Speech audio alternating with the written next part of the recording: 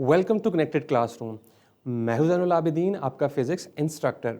Previous lecture में हमने discuss किया था करेक्टरिस्टिक्स ऑफ साउंड, जिसमें हमने तीन मेन करेक्टरिस्टिक्स जो थी वो डिस्कस की थी। नंबर वन, हमने डिस्कस किया था लाउडनेस को, उसके बाद हमने डिस्कस किया था पिच को, और लास्ट पे हमने डिस्कस किया था टेम्बर को, यानी कि क्वालिटी ऑफ साउंड। अब कुछ यहाँ पे डिफरेंसेस हैं जो हम देखेंगे, जो हमारे लास्ट लेक्चर में रह गए थे। जैसे यहाँ पे आप देख सकते हैं आपकी बुक में पिच और जो लाउडनेस है उसके दरमियान डिफरेंस जो है वो किया हुआ है, यानी इसको दोनों को डिस्टिंग्विश किया हुआ है। तो यहाँ से आप देख सकते हैं कि पिच जो है that is the characteristic of sound, ऐसा साउंड जिसमें हम श्रिल और ग्रेव साउंड जो है इसको क्या कर सकते हैं, डिफ्रेंशिएट कर सकते हैं। जबकि लाउडनेस जो है उसमें हम लाउड और फेंट साउंड जो है उसको डिस्कस कर सकते हैं या डिफ्रेंशिएट कर सकते हैं। ओके, ये देखिए, ये मेन पॉइंट है हमारा कि श्रिल एंड फ्लैट साउंड, या इसको हम कह सकते हैं ग्रेव साउंड भी कह सकते हैं, इसी तरह से लाउड एंड फेंट साउंड। और पिच जो है वो इंडिपेंडेंट होती है energy received by the year in unit time interval, मतलब कि एनर्जी पर यूनिट टाइम जो होता है वो पावर होती है। तो आप सिंपल ये कह सकते हैं कि पिच जो है वो पावर के ऊपर डिपेंड नहीं करती। साउंड सोर्स की जितनी ज़्यादा पावर है उससे पिच पे कोई फ़र्क नहीं पड़ता। इसी तरह से जो लाउडनेस है वो इस पावर के ऊपर जो है वो क्या करती है, डिपेंड करती है। मतलब power is equals to energy delivered per unit time by the year. Alright, इसी तरह से लाउडनेस जो है वो फ्रीक्वेंसी पर डिपेंड नहीं करती है, बात आपने याद रखनी है।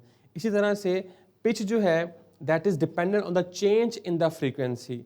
तो फ्रीक्वेंसी के चेंज होने से पिच जो है वो चेंज होती है। तो यहाँ से हमने जो पॉइंट्स गेन किए हैं वो ये हैं कि नंबर वन, कि लाउडनेस जो है वो पावर पर डिपेंड करती है, power received by the year by the source, मतलब सोर्स जो पावर दे रहा है उसके ऊपर लाउडनेस डिपेंड करती है। अगर पावर ज़्यादा आएगी वहाँ से तो इसका मतलब है कि जो लाउडनेस है वो ज़्यादा होगी, और लाउडनेस फ्रीक्वेंसी के ऊपर डिपेंड नहीं करती। जबकि जो पिच है, पिच का ताल्लुक फ्रीक्वेंसी के साथ होता है। फ्रीक्वेंसी बढ़ेगी तो पिच बढ़ेगी, लेकिन इसका ताल्लुक पावर के साथ नहीं होता। मतलब कितनी एनर्जी हमारा ईयर जो है वो पर टाइम के हिसाब से रिसीव कर रहा है उसके ऊपर इसका कोई असर नहीं होता। तो पिच जो है that is independent of power but depend upon frequency, and loudness depends upon energy पर unit time, but it is independent of frequency. Alright, आगे चलते हैं। सेंसिटिविटी ऑफ ईयर्स मैंने डिस्कस किया था आपके साथ कि जिसकी सेंसिटिविटी जो है वो ज़्यादा होगी ईयर्स की, उसको लाउडनेस भी ज़्यादा परसीव होगी। ठीक है, तो ये हमने चौथा फैक्टर डिस्कस किया था, जिसमें हमने डिस्कस किया था एम्पलीट्यूड डिस्कस किया था हमने, उसके साथ सरफेस एरिया डिस्कस किया था, फिर हमने डिस्टेंस डिस्कस किया था, और चौथा था हमारे पास सेंसिटिविटी। तो ज़्यादा सेंसिटिव ईयर्स जो हैं वो ज़्यादा लाउडनेस को परसीव करते हैं। ओके, उसके बाद ये चार्ट बना हुआ है आपके पास, जिसमें आपको बताया गया कि लाउडनेस जो है वो एम्पलीट्यूड पर डिपेंड करती है, पिच जो है वो फ्रीक्वेंसी पर डिपेंड करती है, जबकि क्वालिटी जो है वो वेव फॉर्म पे डिपेंड करती है, जैसा कि मैंने प्रीवियस लेक्चर में क्लियर कर दिया था। इसी के साथ एक इम्पॉर्टेंट डेफिनेशन है यहाँ पे, जिसके बारे में आपको पता होना चाहिए कि हार्मोनिक क्या होता है, हार्मोनिक कांटेक्ट क्या होता है। तो हार्मोनिक कांटेक्ट को हम डिफाइन करते हैं कि जब भी वेव एक पॉइंट से दूसरे पॉइंट पर ट्रेवल करती है, मतलब वो डिस्टर्बेंस जब ट्रेवल करती है, तो वो जो मीडियम के पार्टिकल्स जो हैं जिस तरह की वेव फॉर्म बनाते हैं, जो जिस तरह से भी उनकी मोशन होती है, उसको हम क्या कहते हैं, हार्मोनिक। अब हर इंस्ट्रूमेंट जो है हमारे पास, जैसे कि पियानो है, वायलिन है, इसी तरह से हमारे पास गिटार है, ये सारे के सारे इंस्ट्रूमेंट्स जो हैं वो हार्मोनिक्स जनरेट करते हैं, मतलब प्योर नोट्स, यानी प्योर नोट को भी आप हार्मोनिक कह सकते हैं। और ये डिफरेंट फ्रीक्वेंसीज के जो हैं वो नोट्स जनरेट करते हैं। तो जो सबसे कम फ्रीक्वेंसी कोई भी इंस्ट्रूमेंट जो सबसे कम फ्रीक्वेंसी का नोट बनाता है उसे हम कहते हैं फंडामेंटल फ्रीक्वेंसी। और अगर वो उससे ज़्यादा फ्रीक्वेंसीज के नोट बनाता है तो उस ज़्यादा फ्रीक्वेंसीज के नोट्स को हम क्या कहते हैं, ओवरटून। तो आपको इस बात का पता होना चाहिए कि जो फंडामेंटल फ्रीक्वेंसी होती है, यानी जो ओवरटून का मतलब है कि ऐसा हार्मोनिक जिसकी फ्रीक्वेंसी फंडामेंटल फ्रीक्वेंसी से क्या होती है, ज़्यादा होती है। यानी कि मैं आपको अगर सिंप्लीफाई करके बताऊं, तो सिंप्लीफाई करके आप इस तरह से समझ सकते हैं कि सबसे जो कम फ्रीक्वेंसी की आवाज़ कोई भी इंस्ट्रूमेंट जो निकाल सकता है उसे हम इसकी फंडामेंटल फ्रीक्वेंसी कहते हैं। और डेफिनेटली वो सिर्फ वही आवाज़ नहीं निकाल सकता बल्कि उससे ज़्यादा फ्रीक्वेंसीज़ की भी आवाज़ निकाल सकता है। तो अगर ज़्यादा फ्रीक्वेंसी की आवाज़ निकालेगा तो उसे हम ओवरटोन्स कहेंगे, जबकि जो पहली हमारे पास फंडामेंटल फ्रीक्वेंसी की जो आवाज़ होगी उसे हम क्या कहेंगे, फर्स्ट हार्मोनिक या फिर हार्मोनिक्स कह सकते हैं। तो इस तरह से हमने क्या कर लिया, इसको अंडरस्टैंड कर दिया। मैं ये चाह रहा था कि ये थ्योरी जो है ये हमारी रह ना जाए, आपको पता हो कि हार्मोनिक कॉन्टैक्ट क्या है, मीन्स टू से यहाँ से आपसे हार्मोनिक कॉन्टैक्ट की डेफिनेशन पूछी जा सकती है, आपसे पूछा जा सकता है कि ओवरटोन क्या है, तो आपको इसके बारे में पता होना चाहिए। नेक्स्ट टॉपिक है हमारा एनालाइजिंग साउंड वेव्स। जी, तो साउंड वेव्स को हम किस तरह से एनालाइज कर सकते हैं, इस चीज़ को हमने अंडरस्टैंड करना है।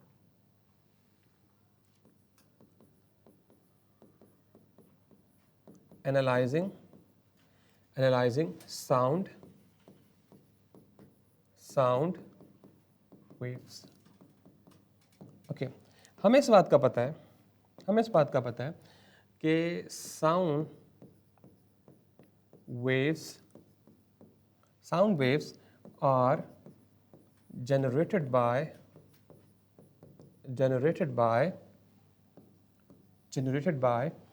vibrational objects।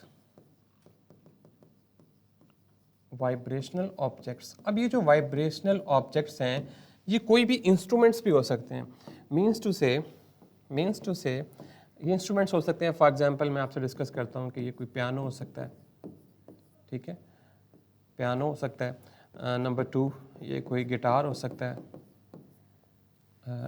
सकता है, इसी तरह से नंबर 3 ये वायलिन हो सकता है। इस तरह से नंबर 4 ये कोई फ्लूट हो सकता है। तो डिफरेंट, या 5 आप ले लें, लिखते जाएं बेशक आप, ड्रम हो सकता है। ये सारे के सारे जो हमारे पास इंस्ट्रूमेंट्स हैं ये वाइब्रेशन के थ्रू क्या करते हैं, साउंड वेव्स को जनरेट करते हैं।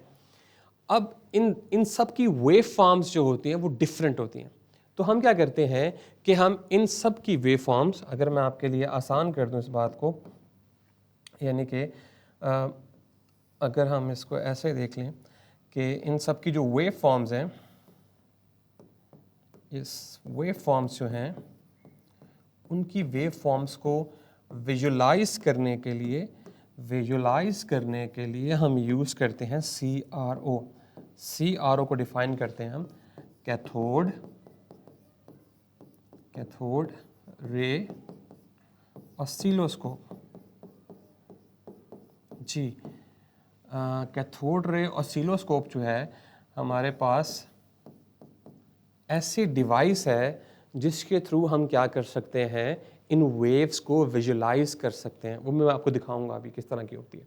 ओके, तो होता ये है कि हम इस CRO के साथ, लेट्स से मैं आपको एग्जांपल देता हूँ कि मेरे पास ये CRO है, इस तरह से होती है। इसके एक तरफ जो है वो कंट्रोल पैनल मैं लिख देता हूँ, मतलब यहाँ पे सारे बटन्स वगैरह मौजूद होंगे, इसलिए मैंने यहाँ पे CNP मतलब कंट्रोल पैनल, यहाँ से आप कंट्रोल करते हैं। ओके, और यहाँ पे इस तरह से इसके अंदर एक स्क्रीन होती है, ठीक है। ओके, और ये स्क्रीन जो होती है ये इस तरह से पैटर्न बना होता है, इसमें बॉक्सेस जिस तरह ग्राफ पेपर होता है उस तरह की स्क्रीन होती है। हम क्या करते हैं कि हम इसे किसी भी माइक के साथ जो है वो क्या कर देते हैं, अटैच कर देते हैं, यानी कि आपको साउंड वेव्स जो हैं उनको सेंस करने के लिए किसी न किसी डिवाइस की ज़रूरत ज़रूर होगी। तो ये जो साउंड सेंसर है बेसिकली ये हमारे पास काइंड ऑफ माइक है। तो इस माइक को हम क्या करते हैं, यूटिलाइज़ करते हैं इस तरह से।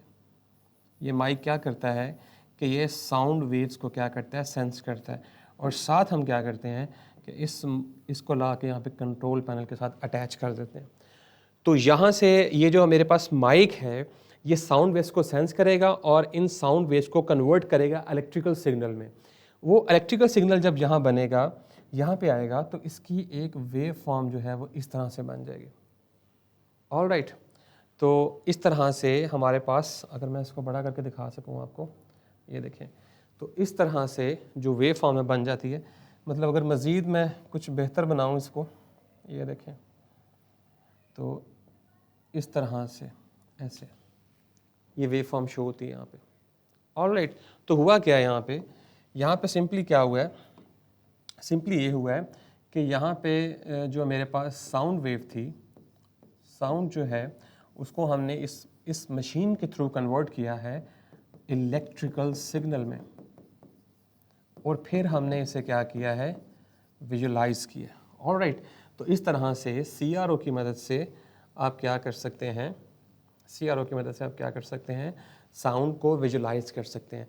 अब कुछ जो हमारे पास इंस्ट्रूमेंट्स होते हैं वो प्योर नोट्स जनरेट करते हैं, और जो कुछ इंस्ट्रूमेंट्स होते हैं वो कॉम्प्लेक्स जो है वो वेव्स जनरेट करते हैं। मीन्स टू से जो हमारे पास सिंपल ट्यूनिंग फॉर्क हम यूज़ करते हैं लेबॉर्ट्री के अंदर, जिसे हम ट्यूनिंग फॉर्क कहते हैं। ट्यूनिंग फॉर्क एक ऐसा इंस्ट्रूमेंट है हमारे पास जिसके थ्रू हम क्या करते हैं, प्योर नोट्स प्रोड्यूस करते हैं। तो ट्यूनिंग फॉर्क जो है वो प्योर नोट्स का मतलब होता है जो कि रेगुलर हों। अगर मैं आपको बता सकूं तो प्योर नोट्स की कुछ प्रॉपर्टीज़ होती हैं कि वो रेगुलर होते हैं, उनकी जो वेव फॉर्म होती है वो रेगुलर होती है, वो स्मूथ होती है, ठीक है, उसमें नॉइस नहीं होती। मिसाल के तौर पर कि जिस तरह ये मैं आपके सामने एक साइन वेव बना रहा हूँ, तो ये बेसिकली एक प्योर नोट हम इसको कंसीडर कर सकते हैं, क्योंकि ये स्मूथ भी है, रेगुलर भी है, और इसको हम प्रोड्यूस कर सकते हैं ट्यूनिंग फॉर्क की मदद से। तो ट्यूनिंग फॉर्क्स हमारे पास डिफरेंट वेरिएंट्स मौजूद होते हैं, और उन वेरिएंट्स में हम डिफरेंट किस्म की फ्रीक्वेंसीज जो हैं वो जनरेट कर सकते हैं। लेकिन ये तो होगी एक सिंगल फ्रीक्वेंसी जो कि हम ट्यूनिंग फॉर्क से जनरेट कर रहे हैं। लेकिन हमारे पास कुछ और इंस्ट्रूमेंट्स भी होते हैं।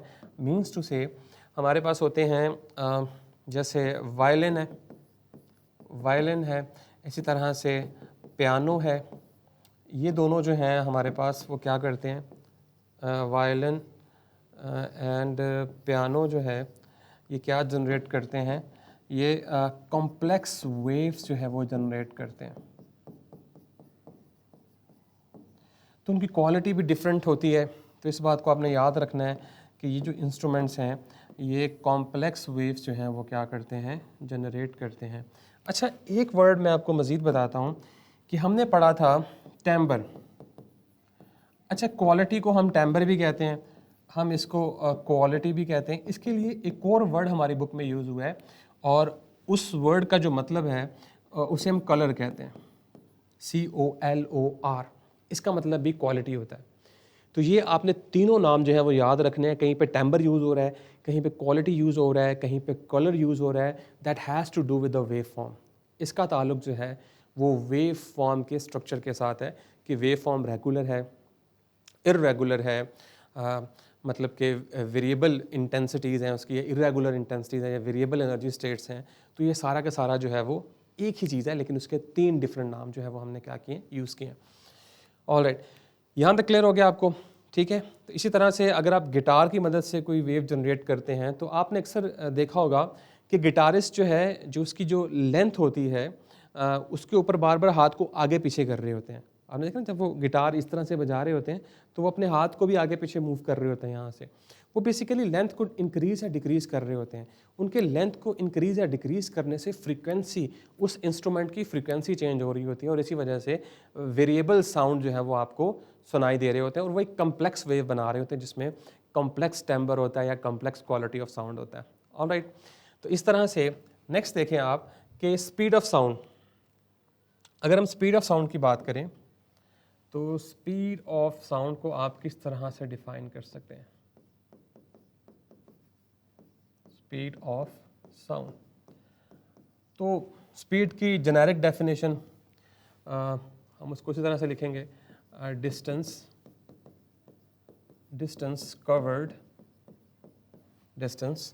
कवर्ड बाय साउंड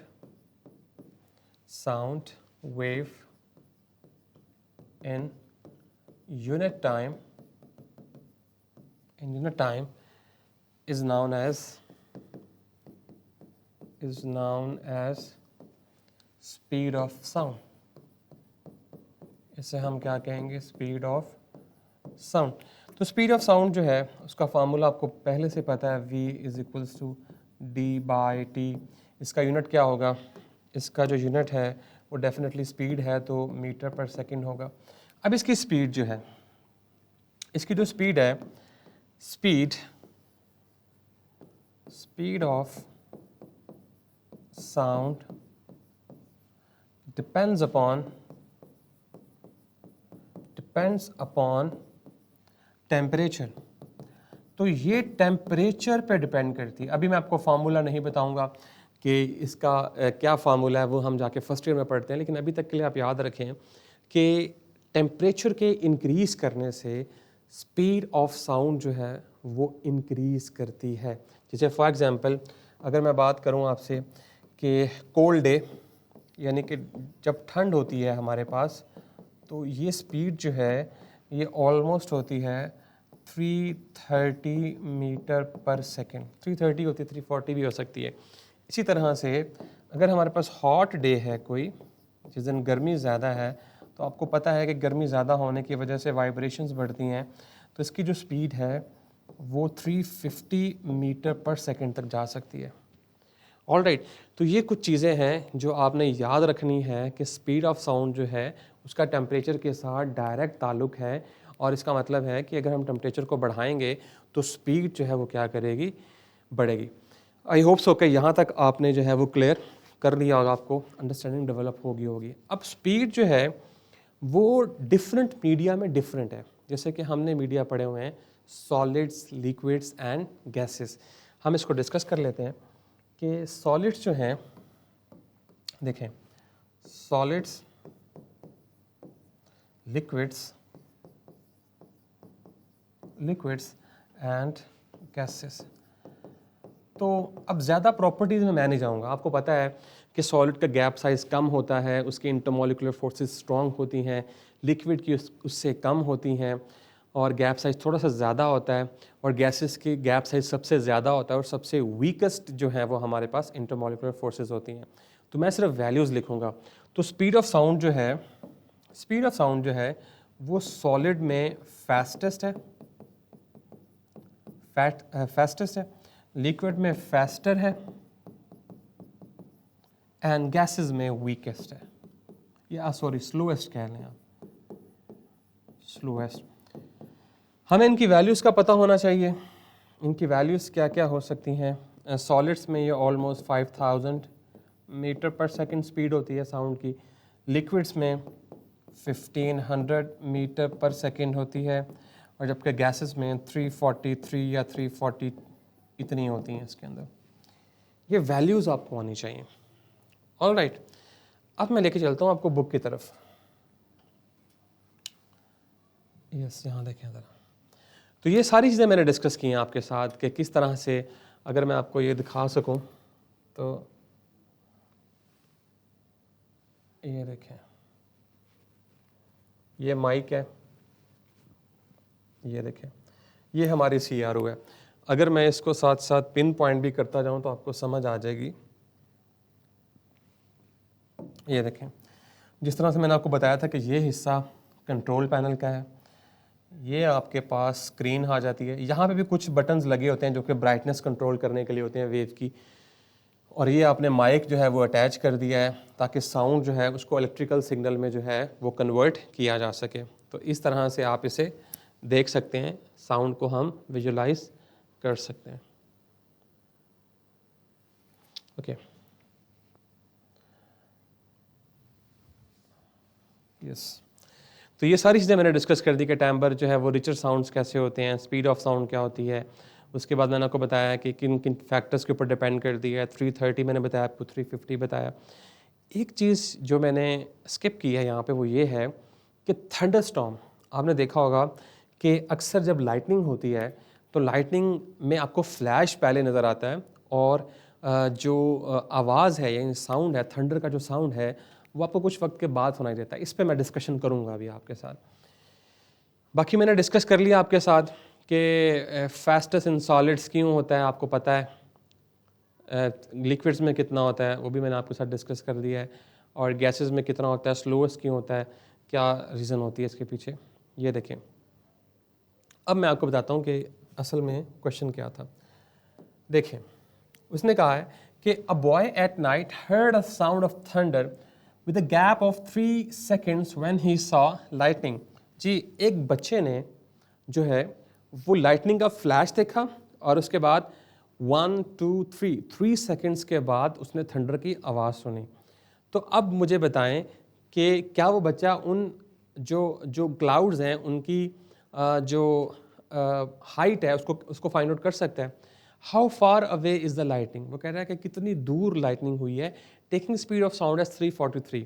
यस, अगर आप गौर करें तो स्पीड ऑफ साउंड हमारे पास है, टाइम हमारे पास है, तो ये जो हमारे पास इक्वेशन होती है S is equals to v into t, equation of distance, आप इसको यूज़ करें। यहाँ पे आप 343 पुट करें, यहाँ पे आप 3 पुट करें, आपके पास आंसर आ जाएगा 1029 मीटर। फिर आप इसे क्या करेंगे, किलोमीटर में कन्वर्ट करेंगे। किलोमीटर में कन्वर्ट कैसे करेंगे, आप इसे 1000 के साथ डिवाइड करेंगे तो आपके पास 1.029 किलोमीटर, यानी अप्रॉक्सीमेटली 1 किलोमीटर के फासले पर ये लाइटनिंग हुई है। ऑल राइट, याद रहेगा। ओके, नेक्स्ट देखते हैं। उसके बाद है नॉइज़।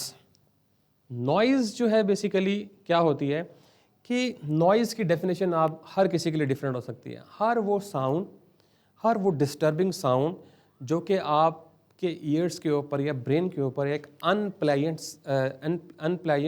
फील होता है या आप उसको परसीव करते हैं तो आपको अनप्लेजेंट साउंड सा परसीव होता है, आपको तंगी होती है, आप मेंटली जो है वो उसको अच्छा फील नहीं कर रहे होते, तो उस आवाज़ को हम क्या कह सकते हैं, नॉइज़ कह सकते हैं। अब नॉइज़ की कुछ करेक्टरिस्टिक्स हो सकती हैं कि नॉन रिदमिक बिहेवियर, मतलब कि उसमें कोई ख़ास रिदम नहीं होता। जैसे आप म्यूज़िक सुनते हैं तो म्यूज़िक में आपके पास एक ख़ास रिदम होता है, आपका ब्रेन जो है वो उस पैटर्न को डिटेक्ट कर रहा होता है, तो फिर आपको एक प्लेजेंट इफेक्ट या प्लेजेंट फीलिंग आ रही होती है।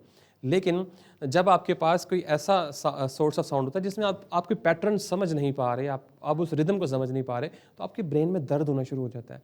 तो इसकी रीज़न क्या है कि non rhythmic. Irregular time intervals, मतलब कि जो बीट है वो इर्रेगुलरली कंप्लीट हो रही है, कभी जल्दी ख़त्म हो जाती है, कभी टाइम लेती है, तो वो भी एक इर्रेगुलर बन जाता है। वेरिएबल एनर्जी स्टेट्स, कभी बहुत ज़्यादा आवाज़ आती है, कभी बहुत कम आती है। इर्रेगुलर इंटेंसिटीज़, तो उसकी जो इंटेंसिटी है यानी power delivered per unit area, वो भी क्या है, बहुत ज़्यादा इर्रेगुलर है, एक सीक्वेंस के साथ आपको वो साउंड सुनाई नहीं दे रहा। तो ये 4 करेक्टरिस्टिक्स नॉइज़ की होती हैं। तो हर साउंड जिसकी ये 4 करेक्टरिस्टिक्स होंगी उसे हम नॉइज़ कह सकते हैं। तो यहाँ पे आप वेव फॉर्म दे सकते हैं, कैसी जिटरी सी वेव फॉर्म आपको दिखाई जा रही है, ये भी आपके पास उसकी होती है नॉइज़ की। जबकि अगर आप इस तरफ देखें म्यूजिकल साउंड, तो कितने तरतीब के साथ आपके पास ये बार ग्राफ बना हुआ है जिसमें एनर्जी स्टेट्स आपको दिखाई गई हैं, जिसमें एक सीक्वेंस बन रहा है।